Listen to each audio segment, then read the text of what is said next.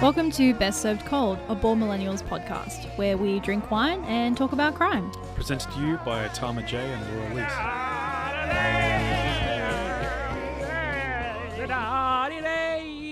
Welcome to Best Served Cold. And we're live. Welcome back to the goddamn podcast. We are back. We took a little break to show respect and solidarity with everything that's happening in the world at the moment with the Black Lives Matter movement. We didn't think it was cool or appropriate or sensitive to do an episode last week. Yeah, just not the right time. Yeah, I think we needed to just let the voices of, it's not much, great with words. We feel it's much more important for what's going on right now and the voices that are speaking out against the inaction and the discrimination against people of color was more important to be highlighted. And this is why you're the wordsmith in the relationship, because you just worded that much better than... But that's essentially what it is we just feel like, our media as a platform can take a break and take a step back and let other people... not that we're like a huge fucking podcast or anything. Yeah. But more so, we just wanted to show our respects and our support and our solidarity with the people of color and the Black Lives Movement. But we are back. We have our original, if you can tell the difference, we have our original microphones. We got them all working again. I might sound slightly more, slightly less warm, I think will sound, and slightly more sexy. I was going to say groovy. That was close. But before we sort of get into yes, ma'am. Discussions and stuff, why every time, every single time she started attacking the sofa, and it's like, what the fuck? It's like they know. I swear to God, you fucking naughty little shit. So housekeeping aside from the microphone. So we have our microphones back. Second thing is we will be moving forward each week. We'll be doing a mini-sode where Tama and I will be discussing two different stories of either deaths in custody of Indigenous Australians or people of colour, or stories of police brutality.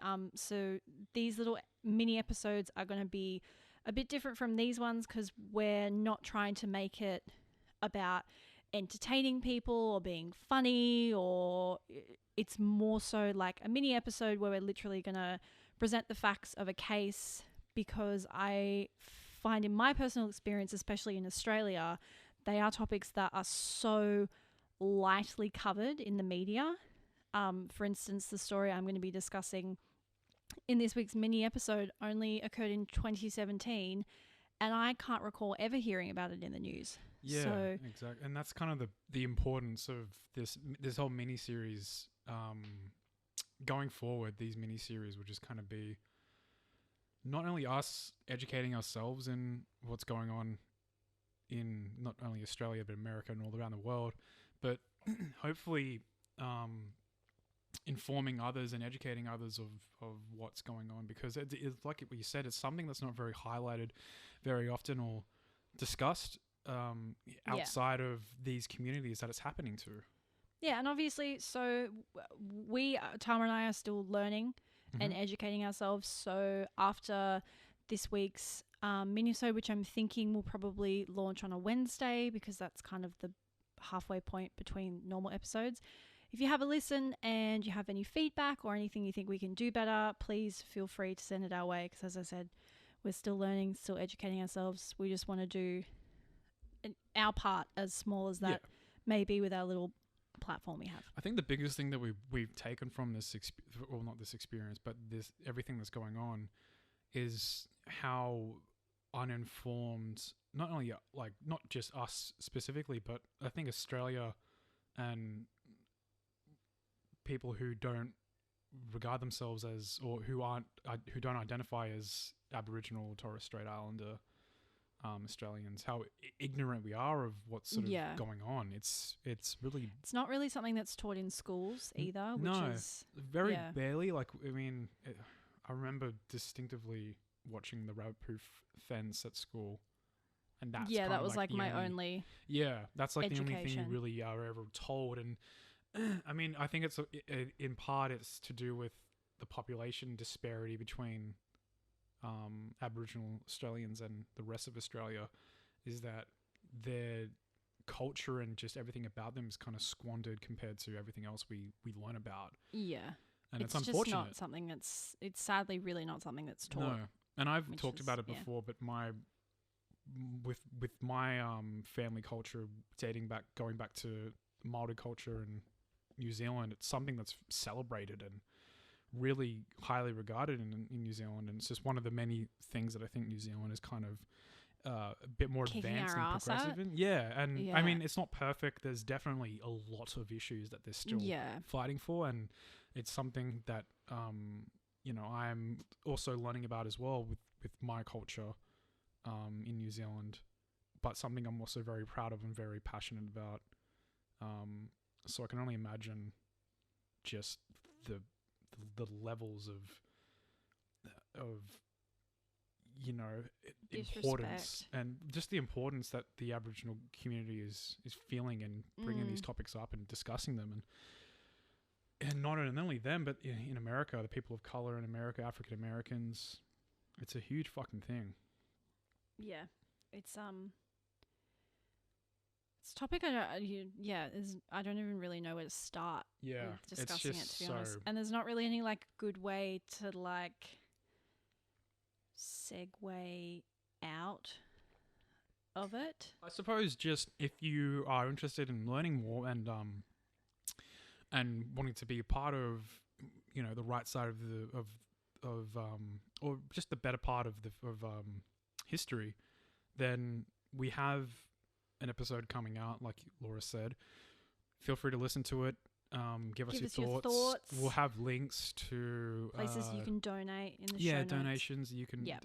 charities you can donate to, and we encourage you to search and read up as much as you can about this topic. It's really something that everyone should know about, and if you can't find it here, we will be highlighting other podcasts and mediums, I believe. Yeah, that's that you another can- thing we're doing on our Instagram. We're looking to highlight a different I think to start with, probably we'll just stick with our space, which is other podcasts, and then eventually maybe moving into films and books and just basically highlighting Black and Indigenous creators within the podcast space. Yeah, I feel like the podcast space is one thing that's not really so much of a family thing. Yeah, because it's kind of wish it was hard different. to make.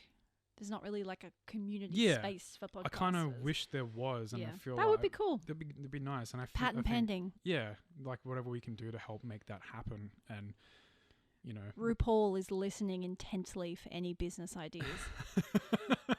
that doesn't involve fracking. Like, girl.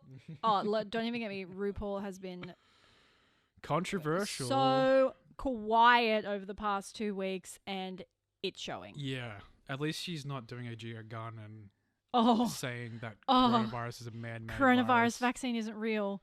Oh Yeah. my God, don't even And just... that her body will fight the virus anyway, so it doesn't matter if she catches it. I don't even know where to start with that. Don't even. Let's not. I Let's need just time segue. to process that. That only happened today. Let's just segue into the show. We Did anything interesting happen to you this week that you would like to... not really. I mean, just I've been spending a lot of time locked away in my cave writing music, which has been very productive and very good. I feel probably the best I've felt mentally, which is fantastic. I feel very good. What do you say? It's just singing Madonna quietly over the top of you. Sorry. Yes, thank you. Well, that's a huge inspiration, Lady Madonna. There you go. The Queen. What about you? That's What the have you Queen. been up to?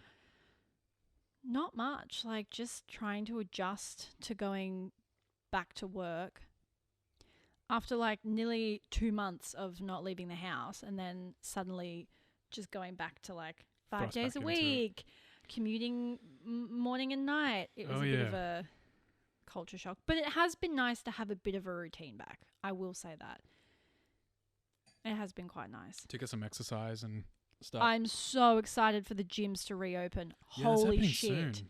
13? Saturday. This Saturday, is 9 Saturday. a.m. they are open from. So the day after this podcast comes out. Yep. It's Wow. happening, people. It's happening. Oh, I took up embroidery. Oh yeah, you have. Well, I mean, I say took up, basically I drew some shit on a material and started. It looks very good though. I'm very impressed with myself. happy. I'm very impressed. No formal training. I will be officially taking custom orders via my Instagram, but not really because I don't know what I'm doing. Yeah, one day. But yeah, Potentially.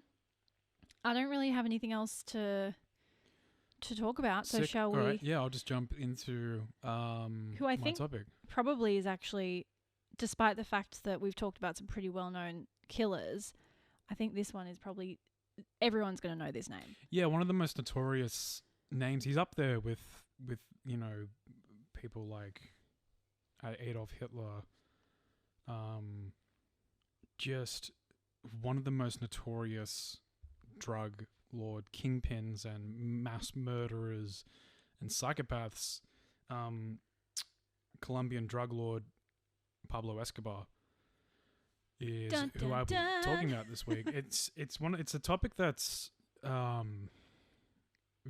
somewhat sensitive to some people. It's fairly recent when you think about it, 1980s, Yeah. and it's had just such a long-lasting effect on not only Colombia but, you know, South America and drug other trade in general. Yeah, well, I mean, not even just drug trade, but like it's had a huge impact on the States and South American countries. It's very, very sad, the events that transpired from Pablo Escobar's empire. and I honestly know really not much about him, so this will be interesting for me as well. I have a fascination with this purely from the show Narcos, which just was a fantastic show. One of the first shows I ever watched on Netflix, actually. It's one of those things where it's like, you know, documentaries and things like that where it's a real life occurrence and something that actually happened, and it's just something about that it's real and it actually happened that just is so bizarre, and you feel you need to learn about it. Yeah. You know, and Narcos pretty much had most of what actually happened in real life for Pablo Escobar was in Narcos, obviously with some creative liberties and things that might have been, you know, exploited a bit or not really, somewhat neglected. But I'll be going into most of what Pablo Escobar was known for, and then a bit about his early life. So I think I'll just start with that, actually, his early life. So Pablo Escobar was born December 1st, 1949 in Rio Negro in Colombia. This is 45 minutes from Medellin, which was the main city in the area. His father, Abel, was a hardworking cattle farmer, and his mother, Humilda, was a school teacher. So together they had 7 children, and they lived as a middle-class family in a community fueled by the marijuana and cocaine trade. So while everyone was not necessarily involved with the drug trade in Rio Negro, Well, infiltrates the entire economy once it becomes the... Exactly. Yeah. And everyone was it's not that everyone was involved, but they were all very protective of the people who were. Mostly due to the violence in part on the enforcement of the narcotics trade that was just around them at all times. So it was a very, very violent time in Colombia. So before starting school, the family moved to Envigado, a small village just outside of Medellin, so Humilda could establish an elementary school. Abel sold the farm and he took up a job as a neighborhood watchman. Humilda soon became a very popular and respected member of the community, and at school, Pablo was becoming a very quick, able, and smart, intelligent student. He was a chubby kid, which came to from his love of fast foods, but he was also very talented in ball sports, specifically soccer. Many of his teachers were also involved in social causes, which actually played a huge inspiration and influence to him to want to get involved with class equality causes. And by the time he was in his early teens, he was attending street rallies and taking part in activities like throwing rocks at police cars. Pablo came into a youth culture movement, which was known as Nadismo, which encouraged young people to disrespect the established order, disobey their parents, and write their own rules. So part of this counterculture movement involved experimenting with drugs, which led the now 13-year-old Pablo down a road of addiction with marijuana that would never leave him. He was 13 when this he is started all happening. experimenting. Shit. Yeah. So, and it's a testament to him, his character, really, because this is something that plays into his entire life. Not only just the marijuana addiction, but him as a social, yeah, just an activist, a social activist, really. So now 16, Pablo was a short 5'9", relatively round man. And a few months before turning 17, he drops out of school because he was bored with the mundane routine and he was eager to make his own way in school. So soon after leaving, he starts up a small bicycle repair shop. What he would do is he would walk around the streets of Medellin and... if you say he'd walk around and break the bicycles... No. Oh, so he would say that's the smartest business move in the world. He would get the right idea, though, in his later investments, but he would just walk around the streets and his local tip and find bicycle parts that he could then use to repair bikes on the cheap. Right. I really thought you were going to say he'd walk around at night and like break the bicycles and then people would have to bring them, which is just the most ingenious business idea I've ever heard, really. Yeah, I mean, kind of, yeah. You got a point.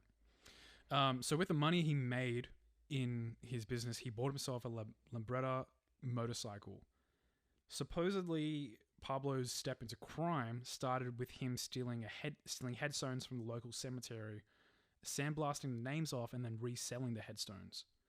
However, his brother Roberto Escobar denies all this, claiming that the gravestones came from cemetery owners whose clients had stopped paying for the site care, and that he had a relative who had a monuments business.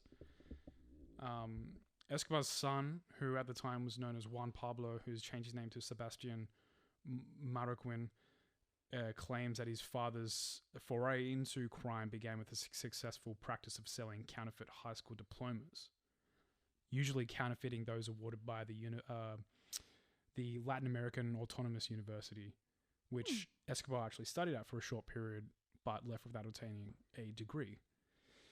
So Pablo soon came into commercial business robbery, which is his real step into petty crime. He would scope out potential targets, ride to their businesses, and then on his motorcycle sip on a balaclava and rush the business with a knife or a gun in hand, demanding money, and would make his escape within 30 seconds. After a few successful robberies, he recruits his cousin, Gustavo, to join him in the robberies. So one of them would ride the bike and the other one would rush into the business, be typical robber getaway driver situation. And then after a few months of that, Pablo becomes bored and moves on to something much bigger, selling illegal cigarettes, fake lottery tickets, and participating in motor vehicle theft. So he established a contact with a Renault car dealer who would provide him with copies of keys to cars that he just sold and would give him the addresses for all the buyers. So all Pablo had to do was just turn up to the addresses and drive the cars away. Jesus. So in his late teens, he actually gets caught in the act of stealing one of these cars, and he ends up serving several months in La Ledera jail, which was supposedly, to quote him, a positive life experience. He learns all about the drug trade, drug trade and kidnapping.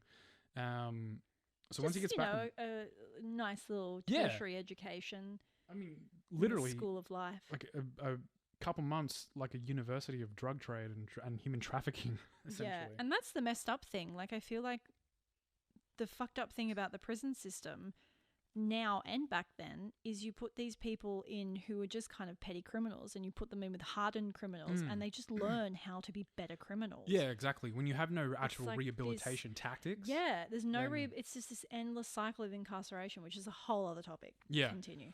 Whole other topic. That's like a whole 4 episodes just yeah, in on fuck. itself. Maybe we should have an episode about that. So anyway, Pablo is released, and he and his cousin go straight back to stealing cars. And what they would do is they would build up a collection of engine parts, and bit by bit they would slowly sell them off. Soon they got into building race cars. Pablo actually competed in a couple local events with the race cars they built, and they made connections with other people in Medellin who were stealing cars and actually expanded his business. What he started doing after that was he started selling protection, ensuring others that their cars will not get stolen. He was able to... Like, goes back to the whole bike thing. Yeah, and this was exactly right. He literally just creating situations for himself. And he was able to successfully do this because people were scared of him. He had a very violent and unpredictable reputation. If someone owed him money, he would hire a local thug to kidnap them and hold them ransom for whatever they owed him. And every now and then, regardless of whether the ransom was paid off or not, he would kill them to establish fear in those who wronged him. Oof. So this just sort of, kind of cements the character of Pablo Escobar. He's not a nice guy, and I feel like so many TV shows and stories kind of like... Yeah, well, he had this facade and this persona of a Robin Hood. Yeah, well, it's kind of the same with Ted Bundy. Like, you have these weird movies and shows that almost kind of romanticize him as a character. Yeah, like get Zac Efron to kind of portray him. Yeah.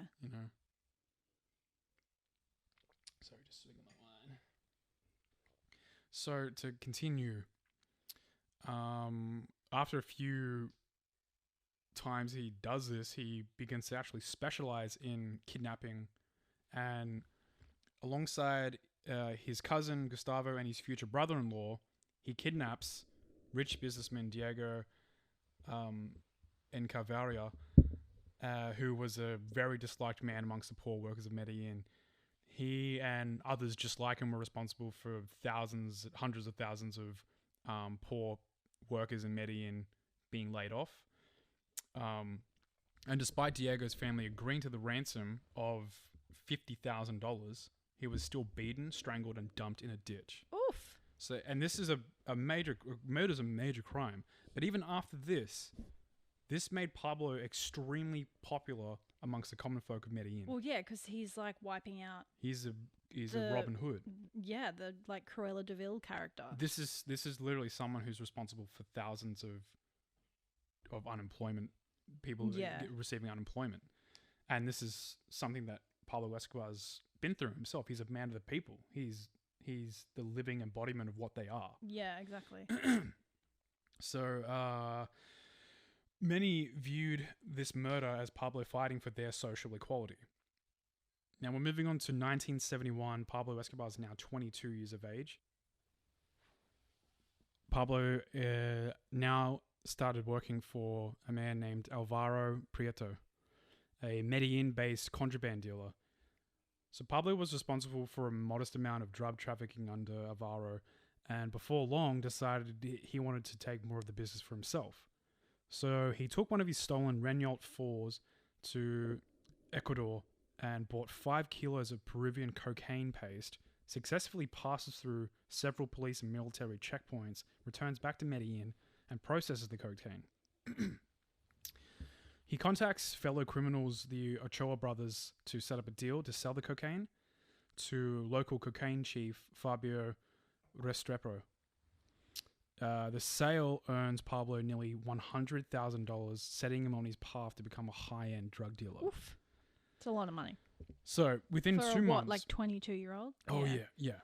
So within two months of this, Fabio Restrepo, the aforementioned chief of cocaine, is murdered, with Pablo taking his place as head of the Medellin cocaine operation. Now, it's highly suspected that Pablo was behind the murder, according to several people who were working in the trade at the time, but there was no concrete evidence to support this. Shortly after making his way to the top of the Medellin cocaine syndicate, 26-year-old Pablo Escobar marries 15-year-old Victoria Helena Vallejo. I like that name. It's estimated that Pablo at this time had accumulated more than $3 million US. Jesus. 26 years of age. Yeah, that's pretty impressive. Okay. So in the late 1970s, cocaine was just making its ways into the United States and was actually booming at the time. The trade in Panama coming through Colombia was mostly being trafficked through Escobar's organization. So think about that for a second. That's an entire... Well, he kind of became the gateway. He was literally the gateway. The gateway keeper. And he the entire cocaine trade through Mexico, the Mexican cartel, was through Colombian cocaine. So just to give you a rough idea on Pablo's wealth, he purchases a fleet of airplanes to fly drugs into the United States for the overwhelming amount of willing buyers. 2 months after his wedding, Pablo and 4 others are arrested while returning back from a drug run in Ecuador. They found 39 kilos of cocaine hidden in the spare tire of their trucks. Enough to put Pablo away for a very long time. And didn't he basically just say, like, how much money do you want? Here's what he did. He attempts to bribe the judge at first, which the judge flat out refuses. Pablo then gets his team to look into the judge's background and learns that he has a brother who's a lawyer, and the two brothers do not get along at all. So he hires the lawyer to represent Pablo. Yeah. What a dick move. So therefore the judge is forced to recuse himself due to conflict of interest. Oh, so then you can try and bribe the second judge. A new judge comes forward who is much more willing to take a bribe and allows him and his cohorts to completely walk free. Yeah. Fuck, that's so smart. Mm-hmm. With an insane amount of money now pouring into Colombia, here's how fucking insane this is. This blew my fucking mind. So deposits within the country's 4 major banks in Colombia were doubling between 1976 and 1980. The economy itself. Yeah. So, like, people were probably like, look, we don't really want to fuck with this anyway because, like, money's looking good. Like, the economy is strong. Scott Morrison should take note. Essentially, he was responsible for bringing in a lot of US money into Colombia. Yeah. Which is insane. Also, to further on this, the cocaine money that he brings in from the US and Panama changed Medellin forever. There were several discos and high-end restaurants opening up all around the city just because of the drug trade. Wow. Pablo, taking full advantage of his wealth, he buys all the cultivation farms and processing plants all throughout Peru, Bolivia, and Panama. So in every single country, Pablo was successful in buying off enforcement agencies in all 3 countries, Peru, Bolivia, Panama. And he develops this ruthless policy, which he calls plata o plomo, which literally just means silver or lead. Shit. Essentially saying, if you do not accept my bribe, you will end up dead. Yeah. You can choose the silver or lead. So by the 1980, Pablo was now at the height of his power. He had every single law enforcement agency on his payroll. Jesus. While he wasn't the only cocaine impresario in Colombia, he was certainly the most successful. He owned multiple mansions, race cars, helicopters, and planes. The cocaine money just was insane. I think I read with inflation at his height, he had over $80 billion. Jesus. I think. I can't remember the exact figure, but I believe it was around 80 billion. Well, he was the most wealthiest drug dealer of all time. So with soccer as one of his, just to give you another idea of his wealth, with soccer as one of his biggest passions, he paid to have fields leveled, sodded, and lights installed so he and his crew could play at night. He even got professional game callers to announce the matches as if they were at an actual FA Cup final. That's fuck you money. Mm-hmm. That's like if you're so rich you build a UFC ring and Joe Rogan's there to announce every single fight that you're in. It's fucking crazy. So 1979, Pablo builds a country estate on a 7,400 acre ranch. Nice. Just repeat that. 7,400 acre ranch. That's a lot of acres. It's a lot of acres. Approximately 80 miles of Medellin. Mm. He calls it Hacienda Los Napolis. He brought exotic animals from all over the world to populate the farm and builds 6 swimming pools and a huge mansion that could sleep up to 100 guests. That's just why do you need that many? Like, why? It's one of those things like Jeff Bezos. It's like, what the fuck are you going to do with all this fucking money? Oh, yeah, I don't know. Like, donate it to charity or something? Fuck. Yeah. During this time, Pablo decides it's time to start working on his public image. So he would constantly deny claims of his involvement in illicit activities and would often carry himself in a humble and likable persona. He cultivated this image that he was a freedom fighter for the underprivileged, an alternative to the establishment, and poured millions into social construction programs. And this is mind-boggling. Between 1980 and 1982, Pablo Escobar did more to help the poor in Medellin than the entire Colombian government had ever done. Ever. It's one way to win the people over. One of the most popular initiatives that Pablo Escobar brought forward was a housing project called Barrio Pablo Escobar, where houses were built and given to families who had previously been sheltered in shacks at the city dump. So along with other projects, this made him the most popular citizen in Medellin. However, behind closed doors, Pablo was a soft-spoken and generally relaxed person to those around him. However, completely ruthless. Yeah. He's also extremely self-indulgent with food, drinks, marijuana, and women. On one such occasion of his ruthlessness that I'll go into, an employee was found to be stealing from him. So he had this employee's hands and feet bound, kicked into the swimming pool, and made everyone around him watch as the man drowned. Jesus. Okay. That's too much. Yeah. So now we get into the politicos segment, I like to call it. With his popularity firmly established and his empire secured in the drug trade, Pablo decides his next logical step is politics. As you do. In 1978, he was elected as a substitute city councillor in Medellin. By 1980, he gave his personal and financial support to the formation of a new political movement called the New Liberal Party. 2 years later, 1982, he runs for and is elected to Congress, though only as a substitute who attends when the primary delegate from Medellin was unavailable. So this means he wasn't actually present. He's like the stand-in. Exactly. So part of being in Congress, this is fucked up. Part of being in Congress means that Pablo now has judicial immunity, meaning he could not be convicted for a crime under Colombian law.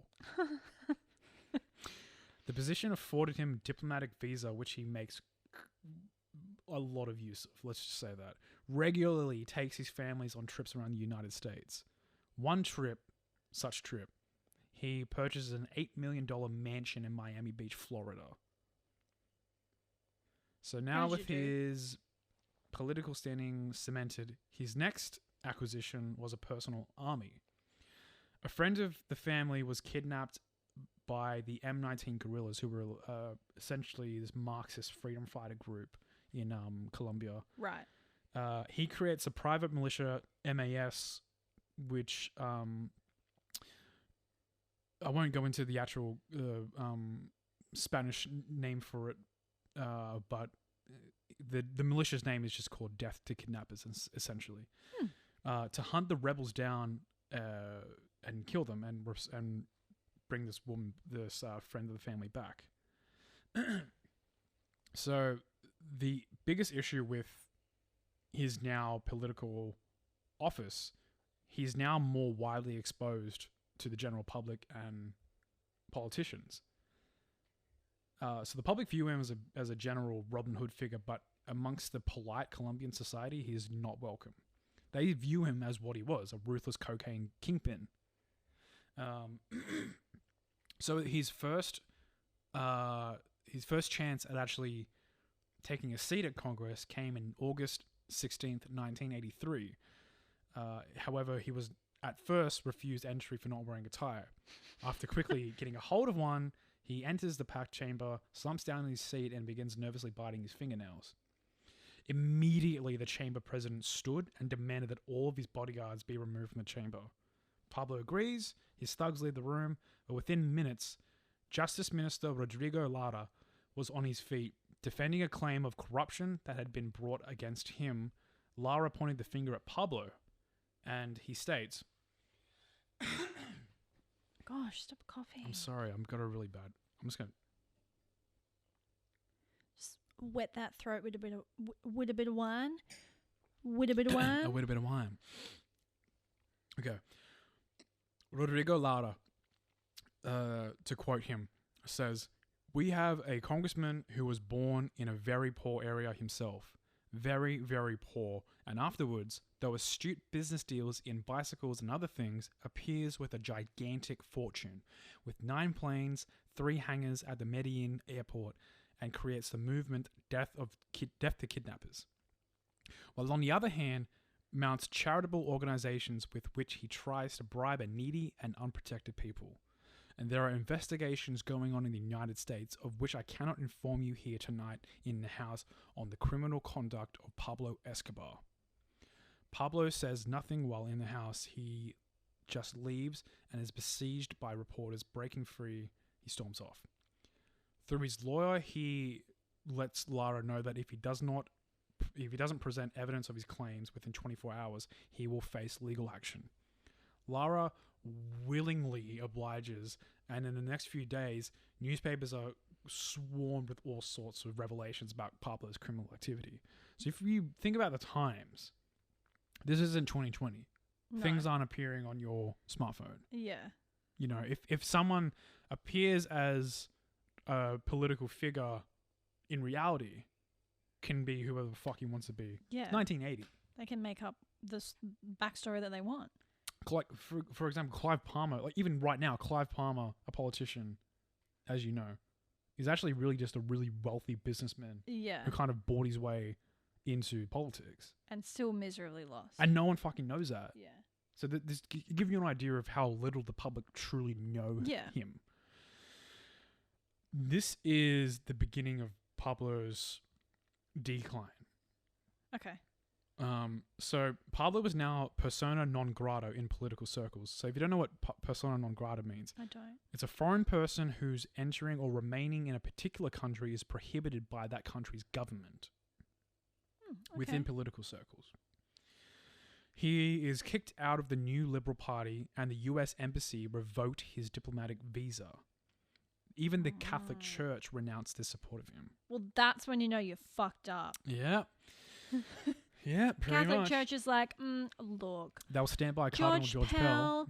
We like him. He only did some unspeakable acts to children, but Escobar. drugs. Sorry, pal. Jesus. That's where we draw the line. Jesus didn't smoke on that Mary Jane. But he did fuck kids. Yeah.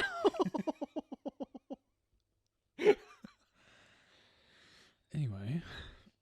moving on from that joke in poor taste. The government even seizes 85 of the exotic animals on Pablo's ranch, claiming that's just a step too far. Fucking petty, right? Fucking petty. Carol Baskin? Carol Baskin? Even worse for Pablo, the Colombian government, on Lara's behests, were fast tracking an extradition. Sorry, I can't pronounce that word for some reason. I'm pronouncing things in Espanol pretty well, and then English You words. just can't. I can't. Yeah. Yeah. It's okay. extradition treaty with the US that would see him tried in America for selling cocaine in the US. Right. May 1984, Justice Minister Lara was shot 7 times while riding in his chauffeur-driven limousine. Of course he was. This was not the last of Pablo's enemies, however. US President Ronald Reagan announces that he will be conducting a major crackdown on the cocaine trade. Yeah, because Reagan hated drugs. Yeah. Reagan was like... He sparked the war on drugs. Yeah. Reagan was the beginning of the war on drugs. Yeah. So with the death of Lara, the Colombian government were completely willing and cooperating with the American authorities to go after the narco kingpins. Pablo was the biggest of them all. The murder of Lara also turned much of the Colombian population against Pablo. So by the act, he had declared war on the state. For Pablo, this was too much, so he skips the country, taking a helicopter to Panama City. Yet, despite being previously offered asylum by the Panama president Manuel Noriega the year before, Pablo and his affiliates were not welcomed by the authorities. So he spends a few weeks in exile. However, Pablo is desperate to go back home. He makes overtures to the Colombian government, drafting a proposal where he would go straight, use his massive influence to rid Colombia of the drug trade, and provided that he could retain his possessions in Medellin, and he would be exempt from being arrested and extradited to the US. This offer is completely rejected by Medellin and Colombian officials. When the Panamanian army raided one of the labs that Escobar ran, he had situated on the Colombian border, he flees Panama for Nicaragua. Meanwhile, he's hearing that his absence in Colombia was undermining his control of the Medellin cartel. The catalyst for the soon-to-come killing frenzy was the kidnapping of his 73-year-old father. Well, that's not cool. You can't kidnap someone's dad. I mean, they're drug lords, so they do whatever they want. But kills dozens of suspected kidnappers until his father is finally released with no ransom being paid. Yeah, they're like, okay, just take him, please. Fucking bad move. So in the midst of this carnage, Pablo returns back to Colombia. He's now determined to take on the state with everything he has. So around Medellin, he still bought off every official, so he's completely untouchable, and he can wander around Medellin freely. His vengeful focus during the mid-'80s was mostly centered around the judiciary system, especially judges who supported his extradition treaty with the US. During this time, more than 30 judges were shot dead. Oof. In November 1985, the aforementioned guerrilla group M19, who previously kidnapped a friend of the family, is paid $1 million by Pablo to storm the Palace of Justice and hold the entire Supreme Court hostage. Jesus. So I don't know if you've heard about the Palace of Justice raid, but it's essentially Waco level fucking No, I've crazy. never heard of it. 11 of the 24 justices, along with 40 of the rebels, were killed. So that's why I kind of related to Waco. It's a fucking bloodbath, and similar premise, just freedom fighters against rebels against the law. So beginning of 1988, killings are being reported almost on a daily basis. Martial law is declared in order to prevent the state from toppling over. On August 18th, the later year, 1989, Pablo's kill squads gunned down both the front-running presidential candidate Luis Galan and a state police chief. In the following 4 months, the Colombian government apprehended and sent more than 20 suspected drug traffickers to the United States to stand trial. A national unit for the police was stationed in Medellin for the specific task of hunting down Pablo. And within the first month, 30 of the 200 men who were stationed there were murdered. God. It really was a frenzy. It really was. It's a fucking... It was referred to... specifically the the to go back to the Palace of Justice raid, a lot of people refer to it as essentially a Holocaust.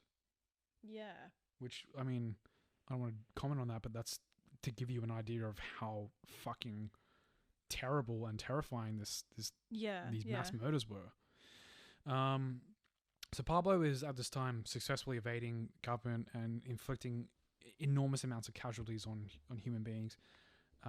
But he never lived in freely. He was constantly on the run. To stay one step ahead of his pursuers, he was constantly getting tired of having to relocate, and eventually he agrees to a negotiation.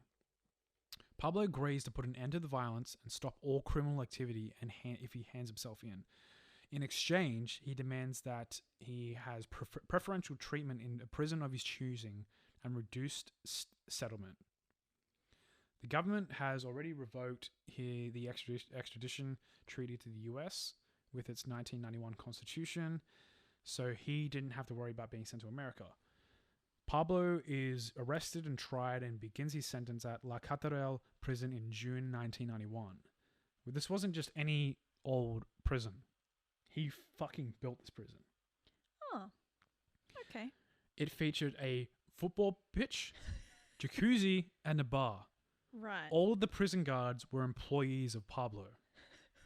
The prison cells were essentially hotel suites, and the food that Pablo and his fellow inmates ate were prepared by chefs that he brought in from restaurants he liked. That's just the ultimate, baller move. Yeah. He's like, all right, I'll be arrested, but I'll build the fucking prison. I'll stop killing people if I can live in the Four Seasons for the rest of my life. Supposedly, he built it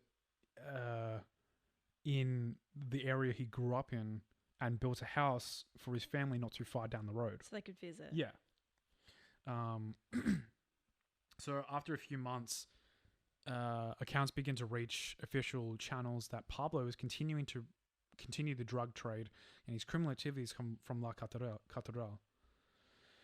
This was a complete violation of his agreement, and moves were made to put forth to seize him and move him to a regular prison. However, Pablo has connections and he gets wind of the plan and escapes before the authorities could ever get to him. So now there's a manhunt for Pablo. US and Colombian authorities joined together and also joined by a vigilante group known as Los Pepes, which stood for People Persecuted by Pablo Escobar. So the people are against Escobar at this stage. Everyone's against Pablo Escobar. Los Pepes carry out ruthless campaigns, killing as many as 300 people who were connected to Pablo and his organization. Jesus.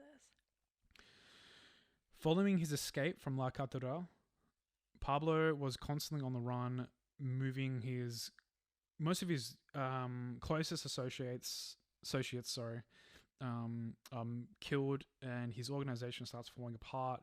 He's spending nights sleeping in jungles, and he's afraid to communicate with anyone over the radio and on his phones.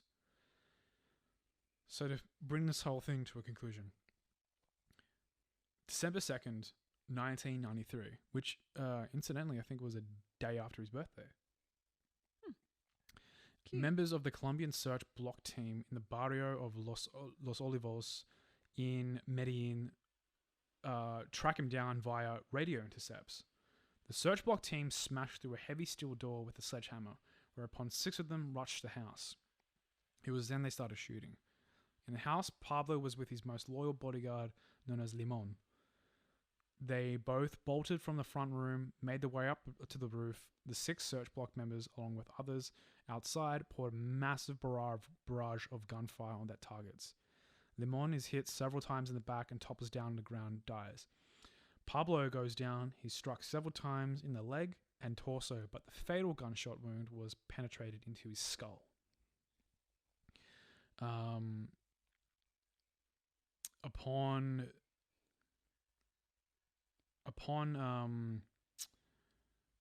confirming his target, the leader of the operation speaks excitedly over the radio, saying, and I quote, "Viva la Colombia, we have just killed Pablo Escobar." However, it's thought because Pablo often told his family that if he was ever cornered, he would commit suicide by placing a bullet into his skull. Many people believe that he was shot several times by the He shot himself. block party, but he shot himself in the end. It's never But it confirmed. makes sense. It's the ultimate, like, It's the ultimate power win.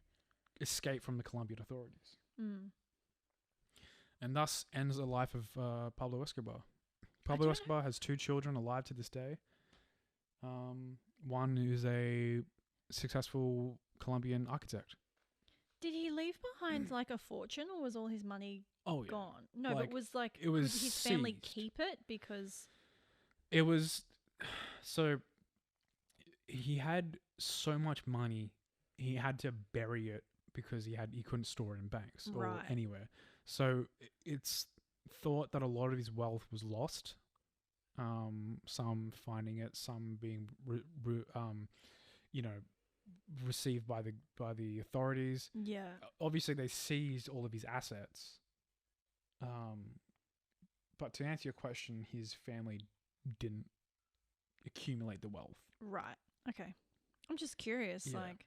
So I guess that would be a big moral thing of being like, do I... Yeah, well, the most of his money was physical. He couldn't Yeah. hold it in banks. It was he had so much money that 10% of his income was had to be discarded because it was being eaten by rats. Oh, God. Just goes to show you how much money he had. Yeah. 10% of his income. They was just like, fuck it. There's a story that he burnt several $1 million worth of cash in a fire while he was hiding from the To keep warm. authorities to keep his daughter warm. Mm. Another thing he did for his daughter was his daughter wanted a unicorn for her birthday. Oh, I've heard this story. So he got a horse and he stapled a cone to its head. Isn't that like one of those things where they don't know how truthful that is? Yeah, I mean, along with a lot of things within the Escobar circle, it's one of those. It's the 1980s. It's in Colombia. It's over a foreign country. It's hard to find credibility in a lot of the claims. Yeah. But it's not that much of a stretch where you're like, maybe. It's like, yeah, that seemed about right. Yeah. Well, yeah, that was a story that I really didn't know that much about. Yeah, and I implore everyone, if you want to learn more, there's a lot of documentaries about it. If you want a very entertaining show with a fantastic cast, Narcos is a great show. Would definitely recommend it. I personally couldn't get into it in a huge way, but I know you really liked it. And I know lots of people that really like it. It's just not really my That's fine. my thing. Well, I'm going to quickly pour myself a glass of wine. So if you just want to, I don't know, like scat over the Sure. microphone while I pour my wine. Skibbity bop bop, biddity bop bop, Escobar wealth. Shibbity bop bop bop. Actually mean scat. Oh. Well, I mean, that's what I'm doing. I'm scouting all over the microphone. There is another bottle if you want. Well, okay. I will get the other bottle while you... I just accidentally your polished off the bottle that we had. I mean, it does what it says in the title. We say it's the show where we drink wine and talk about crime. So what sort of... We talk about wine and drink crime. Is that what I said? Yeah, no, that's what I said. Oh. What sort of show would it be if we didn't drink wine? We want you guys to know that it's legit. It's no fake news here. We actually drink wine. So I'm actually talking about another lady today. If you can call her that. I'm not sure if a serial killer really counts as a quote lady. I'm going to be talking about Dorothea Puente. She sounds like a lady. Dorothea Puente. Lady Dorothea. She was the Granny Killer, aka the landlady from hell. Hot. Nice. That sounds like a Pornhub title. Sounds like the lady that lives above us. Granny Killer. The landlady from hell. So, Dorothea was born January 1929 in California, who, fun fact, just because I couldn't really find another place to slot this in that it made sense, Mm-hmm. towards the end of her life, she lived a few blocks away from convicted serial killer Morris Solomon, and they were Huh. caught within 24 months of each other. Wow. Yeah. Weird. I couldn't really find a good part of the story to slot that in, so I was like, I'll Yeah. just put it right at the At the front. start, we'll briefly We all mention that. know we came to talk about killers, so it's not like it's like, oh, spoiler alert, she's Yeah. a serial killer. She was caught. And I also just had to include this other weird little side note I found that, again, I couldn't find another spot to put it in, but her neighbours recall her fascination with acting and had said that she used to boast of non-existent starring roles in feature films as the, quote, evil woman. Same. So she'd just, like, make up movies that she'd starred in, and her neighbours would be like, sure, Jan. Right. Fucking bizarre. So Dorothea, as many of our friends on this show, she had a pretty awful childhood. Her parents were both severe alcoholics. Her mother was a sex worker, and her father attempted to commit suicide in front of her before the age of 8. God, okay. Yep. So before the age of 10, her father passes from tuberculosis and her mother dies from a car accident, and she's shuttled off to an orphanage where she's sexually abused. Oh, okay, that's very So it's just like, shit. cool, great, fantastic. We're just setting the Fuck. stage for a really wholesome, This is a well-rounded human running- being. This is an underlying theme Yeah. in serial killers. So I at swear. age 16, she leaves the orphanage and earns money as a sex worker when she meets Fred McFall in 1945. Mm-hmm. So she's married for the first time at age 16 to Soldier Fred, who's just returned from World War II. Nice. And they have 2 daughters together between 1946 and 1948 because Freddie was back from the war. He was randy. He was ready He to had go. balls ready to pump. But Dorothea sends one of the children to live with relatives in Sacramento and puts one of them up for adoption, Oh, Jesus which possibly Christ. says a lot about her character. Fuck. She becomes pregnant again in 1948, but sadly suffers from a miscarriage. And then later that year, McFall leaves her, possibly because he knew that she was a murdering psycho who Yeah. put their children up for adoption. Crazy possibly. bitch. Humiliated at being abandoned, Dorothy would lie about the marriage and claim that her husband had died of a heart attack within days of their union. So Dorothea tries to make money in different ways. She's sentenced to a year in jail for forging checks. However, she's paroled after 6 months. And shortly after being released, she becomes pregnant again to a man she hardly knows, gives Ugh. birth, and again puts the baby up for adoption. Yeah. Like, just keep it Just in your don't pants. have babies. Just lock it down. Lock it down, Dorothea. I mean, have you ever heard of pulling out? In I don't know if they knew what pulling out was Yeah, in the 1940s. Yeah. They weren't pulling out. It's not what good Christians do. Yeah. So in 1952, she marries Swede Axel Johansson, and they have a What? turbulent Can you repeat that? Swede Axel Johansson. That sounds like a racist name. Well, he's a Swede, That's and his yeah. name is Axel Oh, Johansson. you okay? Right. His name's not Swede. No, he's a Okay. Swede. He's from Right. Sweden. Sorry, I thought like He's you were, from Sweden. I thought Swede was his no, first name. I was he's like, a Swede from Sweden. like, His what name's the- Axel Johansson. what fucking Swedish person's naming the child Swede? like, He's like he's going to school. I was like, oh, this his is our baby. He's called Swede Here comes the because fucking we're Swede, from Swede. Sweden. like fuck. So we that's wanted harsh. no one to ever be confused about his where he Jesus. came from. So we named him Swede, like the vegetable. Man, intense. Go on. Sorry to interrupt. So they have a turbulent and violent 14-year marriage. Mm. So in the 60s again, Nice. Dorothea is arrested, this time for owning and managing a brothel. And she's Oh, sentenced whoa. to 90 days in jail. However, upon her release, she's shortly released again for vagrancy, which I looked up because I didn't know what it meant. And it basically means like begging. Oh, jeez. Okay, Yeah. that's intense. So it's like, you're broke, too bad, bitch, go to jail. Fuck. And she's sentenced again for another 90 days. So following this short stint in jail, kind of in a weird way like Pablo Escobar, when she comes out, her criminal career gets a bit more full on. Right. So she finds work as a nurse's aide, caring for disabled and elderly people in private homes and for a short time managed boarding houses. In 1966, Dorothea divorces Johansson and marries Roberto Puente, which is where she gets her surname from. Okay.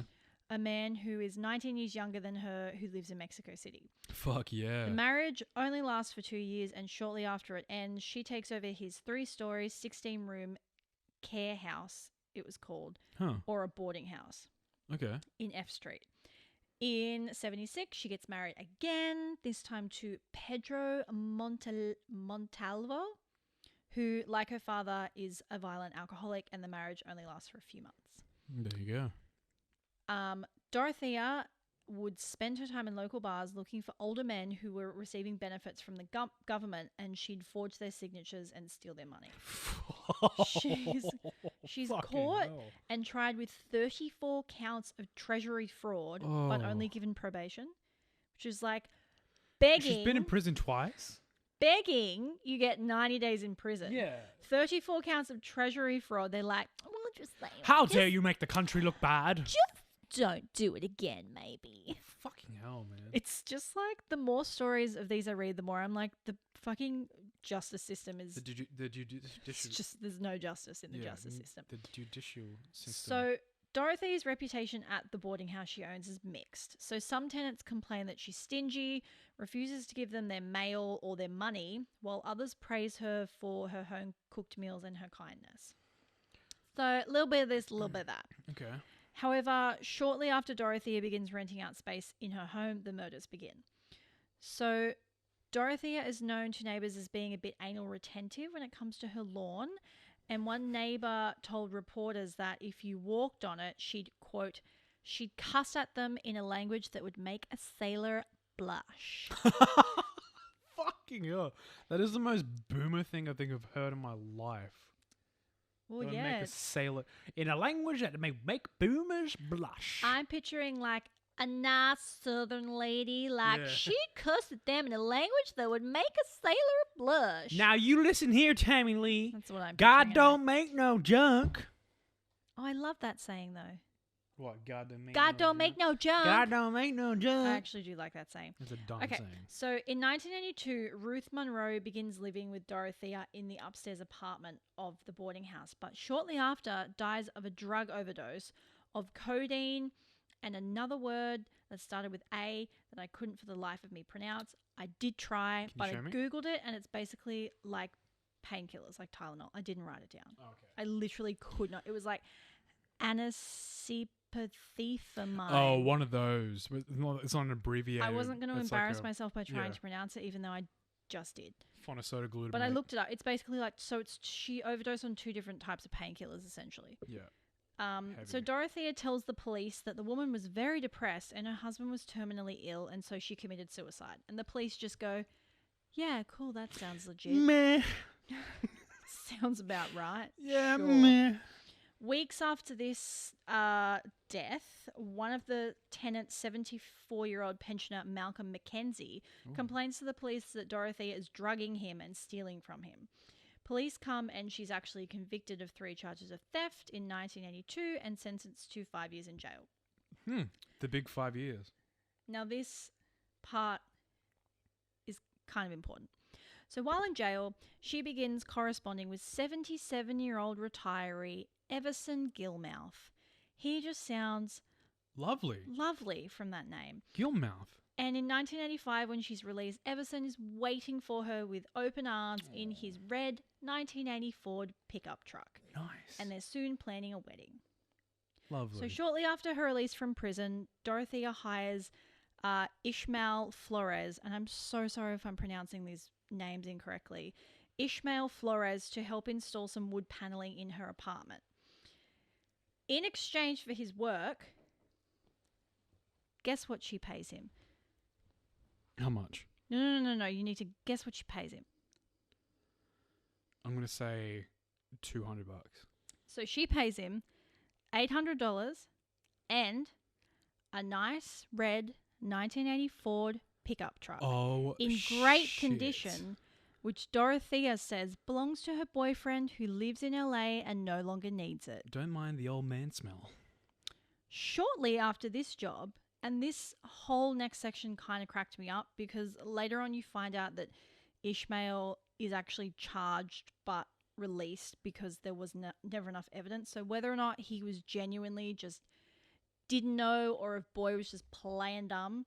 But shortly after this wood paneling job, Dorothea asks him to build a wooden box that is 6 foot by 3 foot by 2 foot. No. AKA a box that no one will come out of alive. So she tells him it's to store books and other items, which you go, okay, that, sure. She then asks Flores to help her transport the box, which has been filled and nailed shut to a storage depot. Red flag. Flores agrees. However, on the way to the storage depot, Dorothy's like, you know what? Fuck the storage depot. Just pull over here. Let's chuck it on the riverbank. Again, he agrees. She goes, it's just filled with junk. We'll just chuck it on the... It's fine. And you know God don't make no junk. We'll just throw it out. Just toss it out.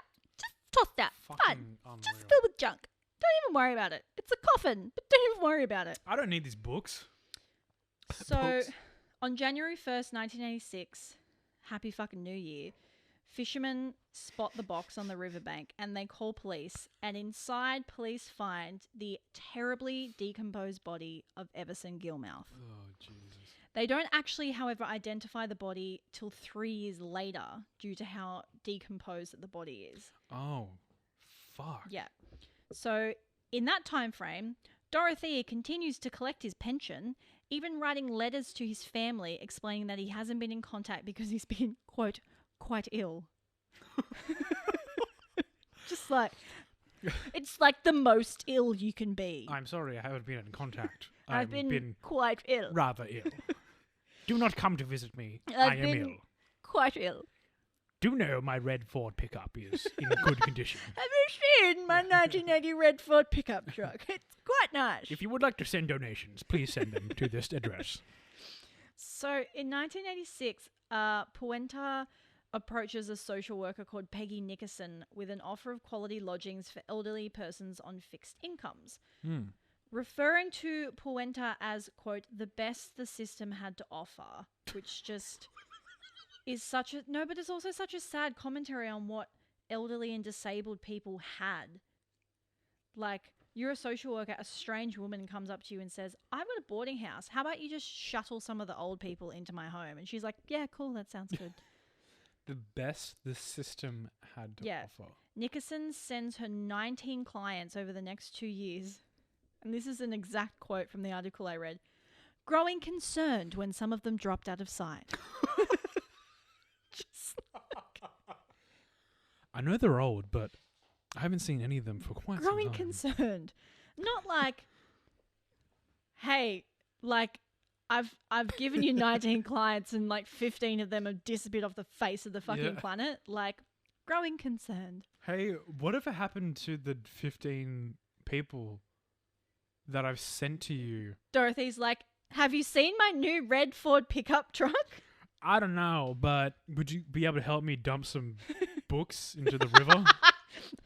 I've got this coffin full of junk. I've got 15 crates worth of books in the trunk of my car. If you don't wouldn't mind the smell. It's me. Yeah, just 6 foot. Don't you love that musty book smell? Yeah. So she maintains her room and board business. How she's allowed to, I don't know. She takes in over 40 new tenants over the time spent of being released from jail and her eventual capture. By the way, she's been in jail 4 times. Yeah. Just casually. They're like, cool, she seems like the right fit to take care of our elderly and disabled. I like her. She's reformed.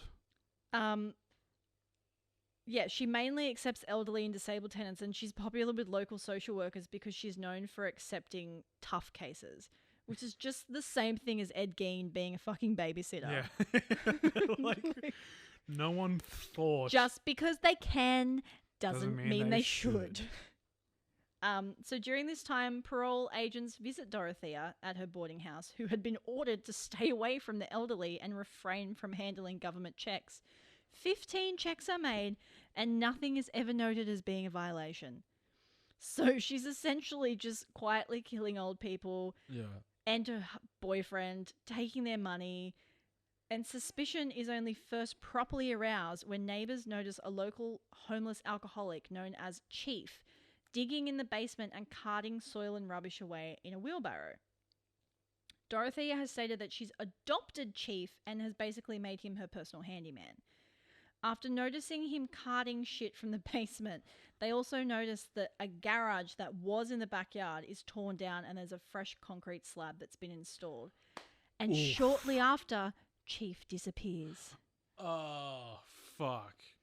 In May 1988, neighbours complained of a sickly sweet smell coming from her yard, as well as lots of flies.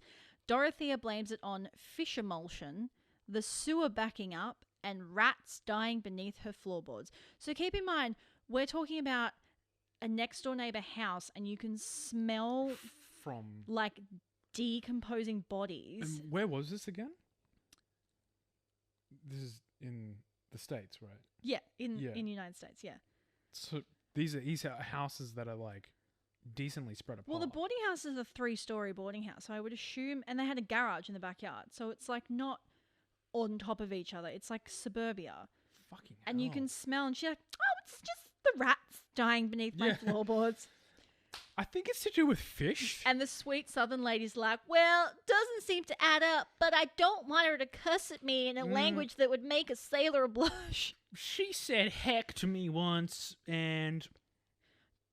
This is how... So during the summer, the smell would get so bad that residents would rather turn off their air cons and swelter in their homes rather than have them on and have the smell sucked into their houses. How many fucking bodies does she have? She tries to blot out the smell by dumping bags of lime and gallons of bleach into her yard, as well as spraying home with lemon-scented air freshener. But, like, surprise, surprise. Doesn't fucking work.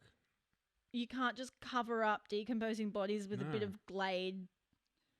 And now, whenever you smell lemon, you're like, ah, damn, I can't get rid of that corpse smell. Damn. Don't you just associate the smell of lemons with corpses in the summer?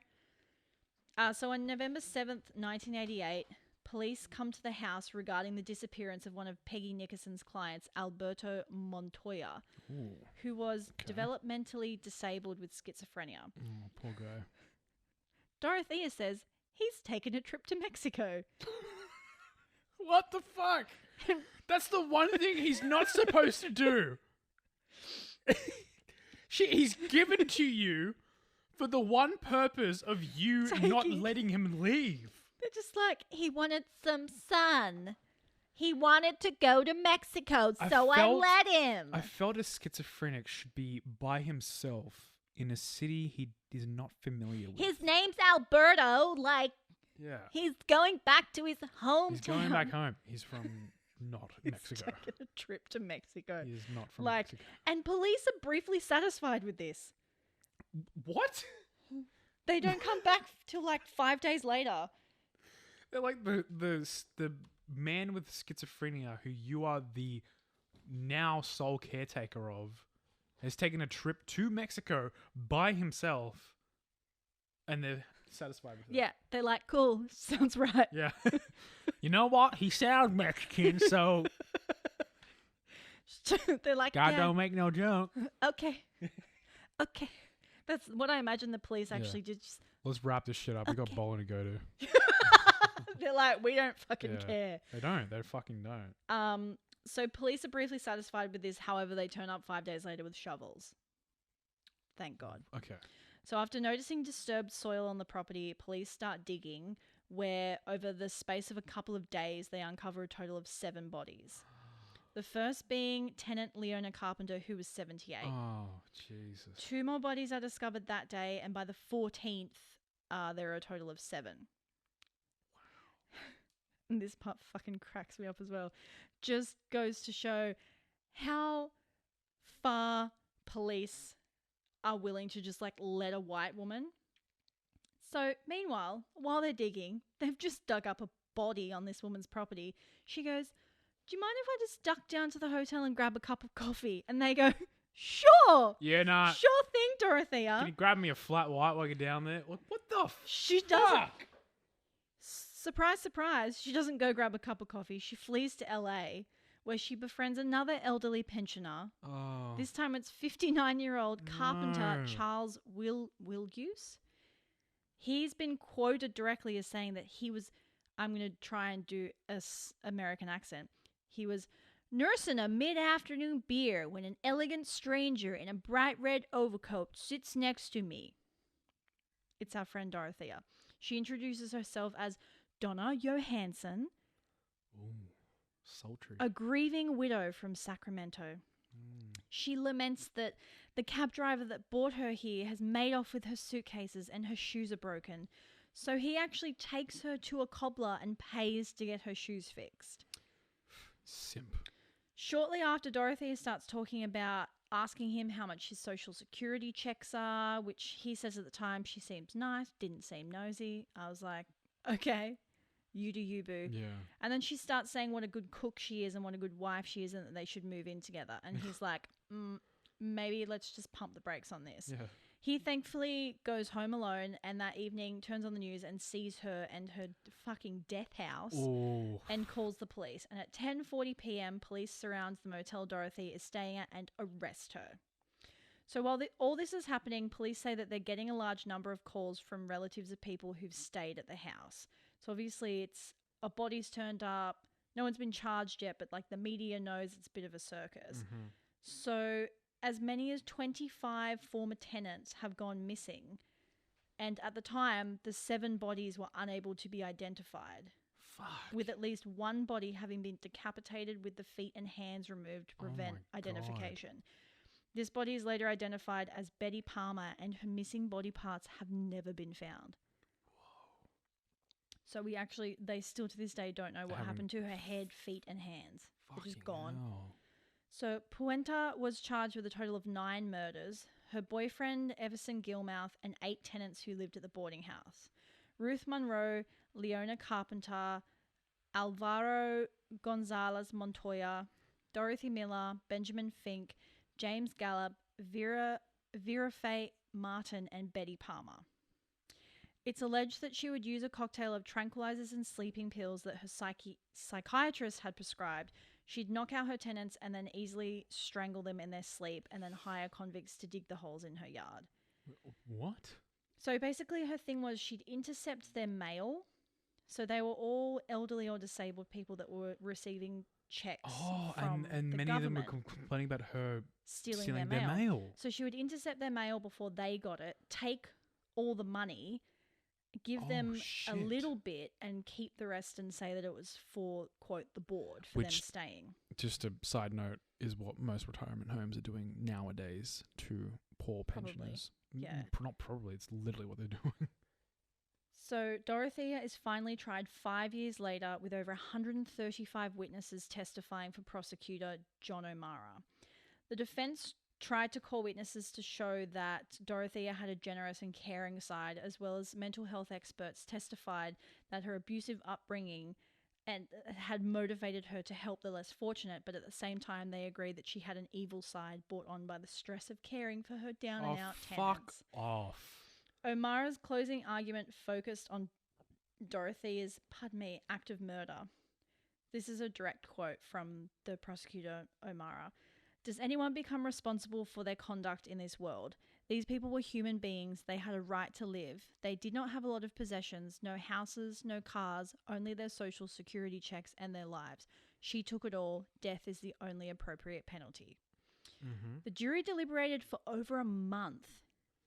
How? And ended up... How? I know, because she's white. She's a white little old lady. And they ended up finding her guilty of only 3 murders. The jury was deadlocked 11-1 for conviction on all counts. The lone holdout finally agreed to a conviction of 2 first-degree murder counts, including special circumstances, and 1 second-degree murder count. Go fuck yourself. Right. So police say that the crimes were definitely financially motivated, with her income from tenants living at the properties to sometimes be about $5,000 a month, which converted works out to be roughly $43,000 That's fucking despicable. from like the 60s. And you look at that and you go, oh, she's old, she's white. Yeah. Mm.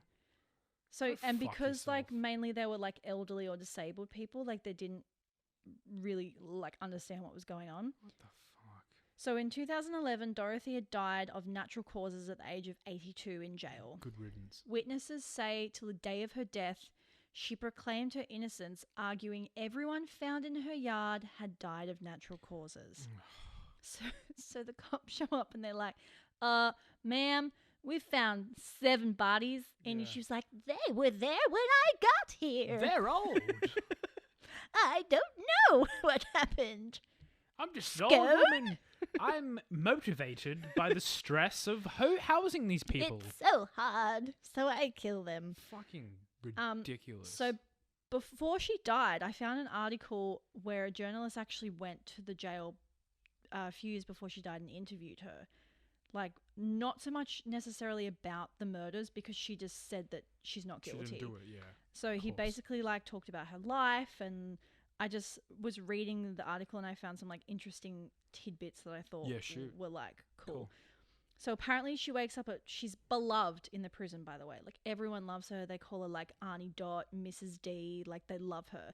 She wakes up at 4 a.m. every morning, which is much earlier than the required time, and allegedly like keeps her cell spotless. Like when everyone else gets up, she makes their bed, she puts their washing away, so she's still like maintaining her boarding house even in prison.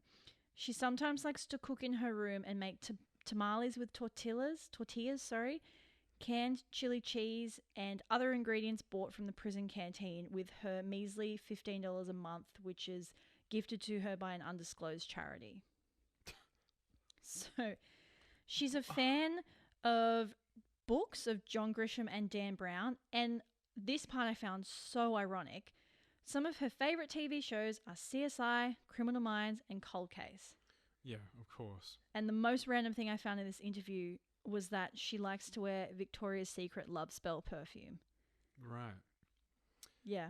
Yeah, she seems like the kind of person who flicks a bean at the criminal mastermind. I just found it like, I wonder why she watches it. Like, probably because she's like, I really like the criminals. It's so interesting to think that a serial killer would watch a TV show about Ed Kemper serial was killers. a huge fan of crime shows, and he watched them to get ideas on how police operated. So yeah, but she's just basically like preying on the 2 most vulnerable groups of people in our society, and it's pretty messed up. I think it's a running theme with a lot of the people we cover in terms of white American serial killers is Please just don't the give a chances that they get. Police do not give a fuck. But with the juries and the judges and the systems that are put forth to protect people from repeat offenders fail in every chance given. I could not believe the part where they're literally digging up bodies in her backyard. And they let her go. And she's like, hey, I'm just going to duck down the street and grab a coffee. And they're like, cool, sounds legit. Bring me back a cappuccino. She leaves the fucking area, flees with an alias, tries to do the same thing to another man, and the jury is still, one guy is still like, I don't think she did it. Yeah. But in saying that, even the guy that interviewed her, one thing I found interesting was he commented on how she's not overly exuberant and friendly, and she's not overly grumpy and mean. She just has this incredibly bland, passive personality that just comes across as so trusting because it's basically just like this blank canvas that you can project your own emotions on, because she's just like flatlining. Right. Which I found really interesting because he was like, she's so unassuming as a person. Like, she doesn't stand out because she's so like, oh, hi, sweetie, here, have a lemon drop. And she doesn't stand out because she's not, get off my fucking lawn. She just doesn't stand out. She just blends. And he was saying that's probably how she got away with all of this, because people just trusted her. And by She was born in 1929, so by the 80s, she's a legitimate Granny. big grandma. Yeah. So people would see this like unassuming older woman. Well, that's who- like My Favorite Murder covered that those two elderly women who were murdered, who did a similar The thing Grey where they Widow would murders. take yeah. in homeless. Was it homeless men or Yeah, they would sign them up for life insurance? for life insurance policies. We should. Yeah. I want to do that one day. Yeah, let's fucking do it. It's That'd be very great. interesting. But yeah, that was my story for the week. Dorothea. Fucking heavy. What a bitch. Crazy, man. Wow, I feel like I need to sleep after listening to that. I know it's a bit full on. Hey. You know what I mean? Like we went through the drug, the cocaine Medellin cartel to granny murderer. Yeah, but Like- again, it's another interesting one where the person has this incredibly awful childhood, and it, I guess, brings into question how Mm. much of that affects who they are as a person. Yeah, it's a running theme with specifically American serial killers, and Mm. it's something that's now a mainstream construct in profiling people like that. Yeah, it's traumatic childhood. I think it's kind of why you don't get as many people who are you don't see as many serial killers nowadays. As one, the system's kind of gotten to a point where it's harder for people to commit such crimes Yeah. in succession. But you know, with where we are in terms of forensics technology and profiling people. Yeah, it's a lot harder for people to get away with this stuff. Yeah, and it seems like it's extremely unfortunate, but it seems like it's graduated from serial killers to shootings, to mass shootings Yeah. now. Which Yeah, is that's very true. you know what I mean? Like someone Yeah. who has underlying mental health issues and lives in a country where it's So easy to get readily guns, yeah. available, and it's kind of taken over the whole the construct of a serial killer. You That's an take someone like Ed interesting Kemper who thought. has Yeah. mental health issues and started killing people of a certain degree of people, like women who were going to universities at the university that his mother worked at, was killing people at who went to those universities. Son of Sam killing specific women that he found attractive. Yeah. This is like something that's been That's a taken very over. interesting thought. I still can't get over the whole. She just tried to play off that all these people buried in a backyard have died of natural causes. Yeah. Yeah, but I mean, look, they're still buried in your backyard. it's not much better than the fucking coroners of Australia Yeah. labeling most of the Aboriginal deaths in custody as natural causes. Yeah. Fuck you, pieces of shit. Anyway, we will get into that in this week's mini-sode. Yeah. I don't really have anything to sign off this week with. Yeah, I it's feel like we should try and end it on a semi-positive note. yeah. I'm okay. That's Well, possible? I don't know, but it's like it's a rough time to sort of. Yeah. I mean, I think if anything, not to provide a positive spin, but if there's anything positive to come out of this movement, it's, I think for me personally, it's as a mostly white male, what this has provided and shown to me is the fucking people around me are some of the most beautiful and supportive people that I have chosen to surround myself with that I could have ever found. Yeah. And it makes me so fucking happy that when I go into Facebook and I see all my friends list reposting stuff and sharing their opinions and speaking out for injustices that are happening in not just America but Australia with Yeah. Indigenous Australians, African American Americans. It's fucking amazing to see, and I feel so happy that every time I go into Facebook and Instagram, I'm seeing my friendship circle and people that I'm friends with that are taking a part of this movement. Yeah, we've got Not good- just good- staying good silent. people. Yeah. You know, I think if there's anything positive to take from it, it's that if you notice people around you being quiet or not saying anything about this movement or anything to do with it at all, Yeah, and question in why. fact opposing it, they're not the kind of people you want to be around. Yeah, exactly. And it's not just a matter of like opinion. It's not a thing where you go, well, I just think differently. It's not like that. It's a matter of human rights. Yeah. You can't be on one side or the other. You either are Yeah, a you're fucking either good on the human right being or side you of are. history or the wrong side. It's getting to the point where it is that black and white. You're either on the right side of history, Yeah. and you're going to look back in 50 years' time and say that you It's- were a part of change, or you're it's- going to look yeah. back and say, you were one of the people who didn't do anything. It's not like even a right wing, Yeah. left wing propaganda. It's literally It's just basic human rights as people.